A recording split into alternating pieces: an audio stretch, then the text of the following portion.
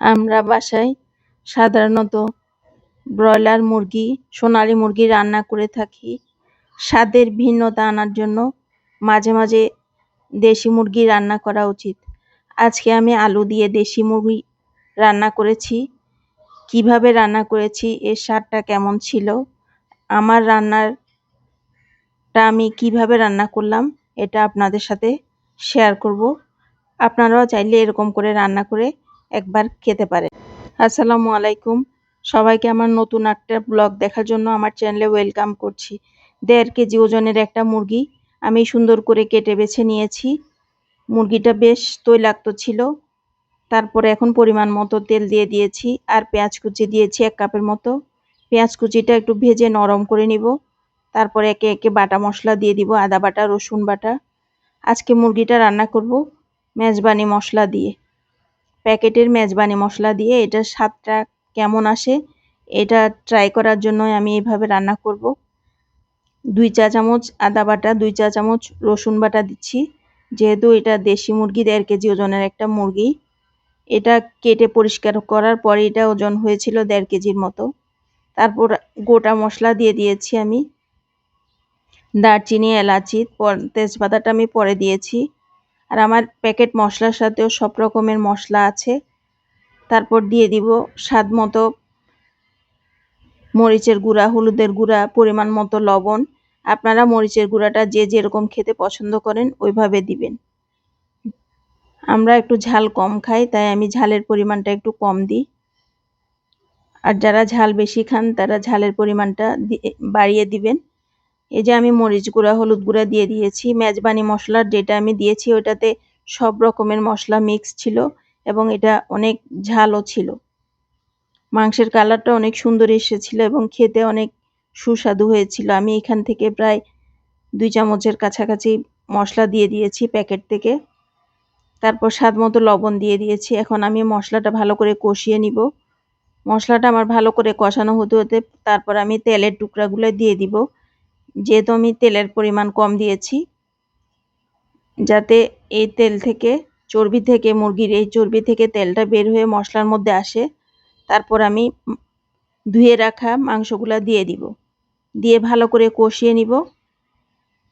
এই মুরগিগুলো আমি আজকে আলু দিয়ে রান্না করব। যে কোনো মুরগি বা বিফ রান্নাতে আলু দিয়ে রান্না করলে আমার কাছে খেতে ভীষণ ভালো লাগে। এই যে আমার মুরগির মাংসগুলো আমি এখন দিয়ে দিচ্ছি, দিয়ে ভালো করে কষিয়ে নিব অনেকক্ষণ সময় নিয়ে। মাংস যত বেশি কষানো হয় এটার স্বাদ তত বেশি ভালো আসে। এই যে আমার একটু করে কষানো হয়ে গিয়েছে, বারবার এরকম নেড়ে নেড়ে আমি কষিয়ে নিব। এই যে দেখেন মুরগির তেলে মুরগি কষানো হচ্ছে, কষাতে কষাতে এটাতে প্রচুর পরিমাণ তেল বের হয়ে গিয়েছে, যার জন্য আমি তেলের পরিমাণ কম দিয়েছিলাম। যারা আমার ব্লগ দেখতে দেখতে এই পর্যন্ত এসেছেন, একটা লাইক দিতে ভুলে গিয়েছেন, তাদেরকে অনুরোধ করবো একটা লাইক দিয়ে ব্লগটা দেখা শুরু করবেন। ভালো লাগলে আমার চ্যানেলটা সাবস্ক্রাইব করে দিবেন। যারা নতুন নতুন আমার চ্যানেল সাবস্ক্রাইব করছেন তাদের জন্য রইল আমার মন থেকে দোয়া এবং শুভেচ্ছা। এই যে আমি পরিমাণ মতো ঝোলের পানি দিয়ে মাংসটা একটু সিদ্ধ করে নিয়েছি। তারপরে এখন আলুগুলা দিয়ে দিচ্ছি। আলুগুলা দিয়ে আমি গরম পানি দিয়ে ঝোলের পানিটা দিয়েছি। যে কোনো মুরগি রান্নায়, বিফ রান্নায় সবসময় গরম পানি দিবেন, তাহলে টেস্টটা কিন্তু ভালো আসে। ঠান্ডা পানি দিলে এটার স্বাদটা কিন্তু অনেক কমে যায় আর দেখা যায় সহজে কিন্তু সিদ্ধ হতে চায় না। দেশি মুরগি আপনি যদি দেশি মুরগি এভাবে কষিয়ে কষিয়ে রান্না করেন তাহলে এটার স্বাদটা কিন্তু অনেক ভালো আসে।